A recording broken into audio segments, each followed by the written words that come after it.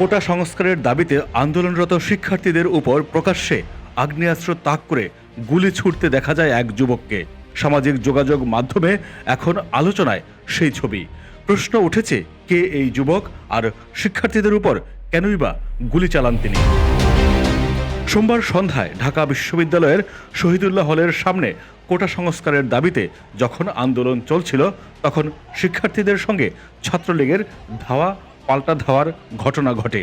সংঘর্ষ চলাকালে এক ছবিতে দেখা যায় মাথায় হেলমেট পরা এক যুবক আগ্নেয়াস্ত্র তাক করে আছেন। পরে সামাজিক যোগাযোগ মাধ্যমে ভাইরাল হয় সেই ছবিটি। সে সময় এই যুবকের সহিংসতার চিত্র বন্দী হয় সাংবাদিকদের ক্যামেরায়। সমালোচনা আর নিন্দার ঝড় ওঠে ছবির সেই যুবককে নিয়ে।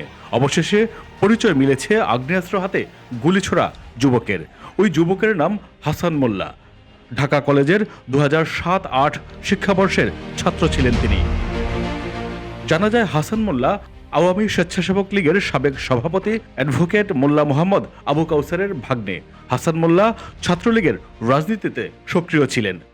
বর্তমানে গণপূর্ত অধিদপ্তরের ঠিকাদারি করেন এই অস্ত্রধারী সন্ত্রাসী। তার গ্রামের বাড়ি গোপালগঞ্জে। ছাত্রজীবনে হাসান ঢাকা কলেজের আখতারুজ্জামান ইলিয়াস হলে থাকতেন। যুক্ত ছিলেন ঢাকা কলেজ ছাত্রলীগের রাজনীতির সঙ্গে। ছাত্রলীগের সাবেক সভাপতি সাইফুর রহমান সোহাগ ও সাধারণ সম্পাদক জাকির হোসেনের কমিটিতে কেন্দ্রীয় সহ সম্পাদক পদে ছিলেন এই হাসান।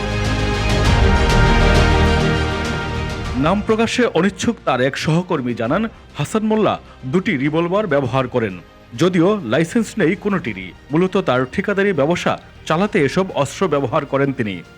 কোনো প্রতিষ্ঠান তাকে টেন্ডার দিতে না চাইলে সংশ্লিষ্টদের অস্ত্রের মুখে জিম্মি করেন।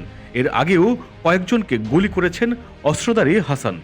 ঠিকাদার ব্যবসা করে তার দুটি রিসোর্ট, 4টি ফ্ল্যাট সহ কয়েক শত কোটি টাকার মালিক বনে যান তিনি।